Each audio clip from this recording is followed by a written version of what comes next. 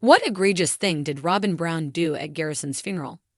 While the Brown family was celebrating the life of Garrison Brown, something atrocious went down that left the family feuding. Since the funeral, there has been information circulating about Robyn Brown doing something unthinkable that left the family hurt. What was the egregious thing that Sister Wives star Robyn Brown did at Garrison's funeral? Mykelti Brown Padron let the cat out of the bag. Not long ago, Mykelti Brown Padron let it slip that there was a rift between her and Robyn Brown after what she did at Garrison Brown's funeral. While Mykelti has been one of the main people to speak highly of Robyn after she took her under her wing as a kid, now there is strain. But what happened at the funeral that was so appalling that it would cause Mykelti to stop supporting Robyn? What egregious thing did Robyn Brown do at Garrison's funeral? Undoubtedly, Mykelti has been clear that Robyn Brown did something egregious at Garrison's funeral. However, since releasing the message, she has since been tight-lipped on the matter. On Reddit, Sister Wives fans discuss what Robyn did at Garrison's funeral that was bad enough to get Mykelti upset with her after having blind loyalty for years. At first, a user says, "QU. What do you think Robyn did at Garrison's funeral?" Then, many fans gave their thoughts. One person is sure that Robyn made the grievous occasion about her, saying, tried to make it all about her as usual. Another speculates, didn't bring her kids to their brother's funeral. Furthermore, someone adds, I think it was this. It's understandable about not bringing her youngest two maybe. But the older ones should have come. There is zero excuse. It's a huge slap in the face none of the older three came.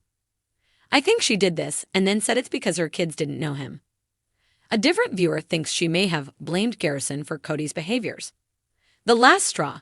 Some Sister Wives fans think that the tension between Mykelti Brown Padron and Robyn Brown built up over time.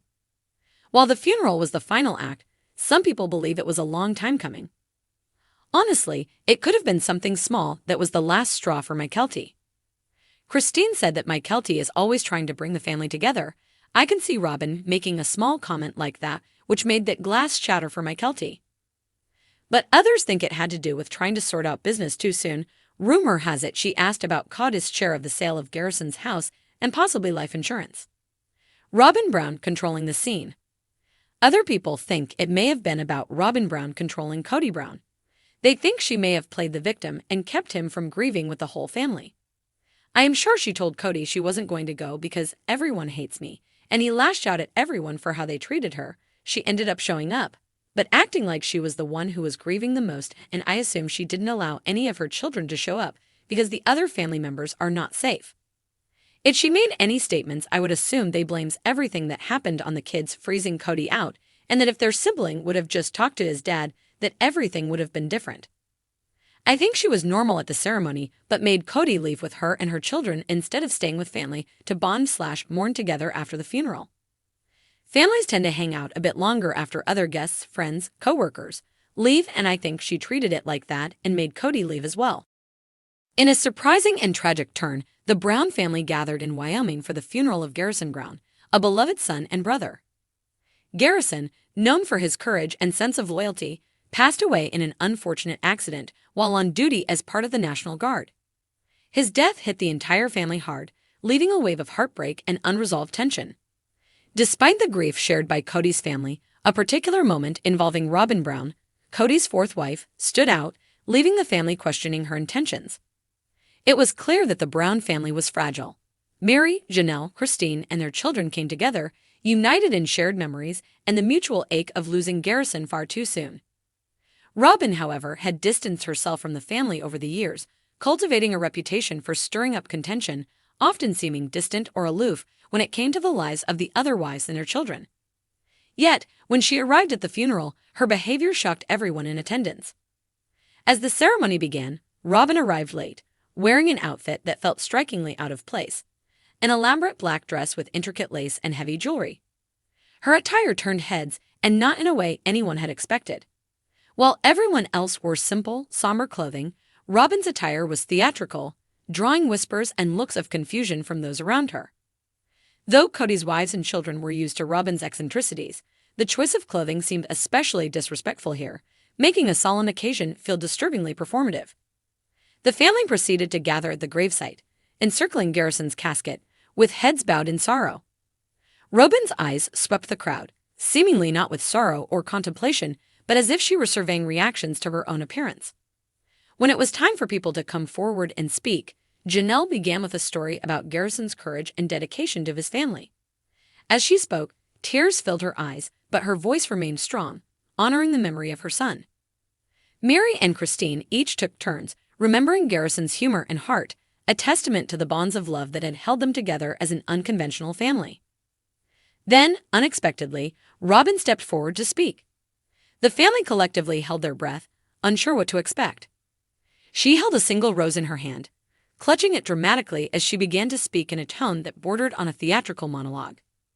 "I know Garrison was special," Robyn began, her voice wavering, yet oddly disconnected. "But I regret that he never truly got to understand what it meant to have me as his mother."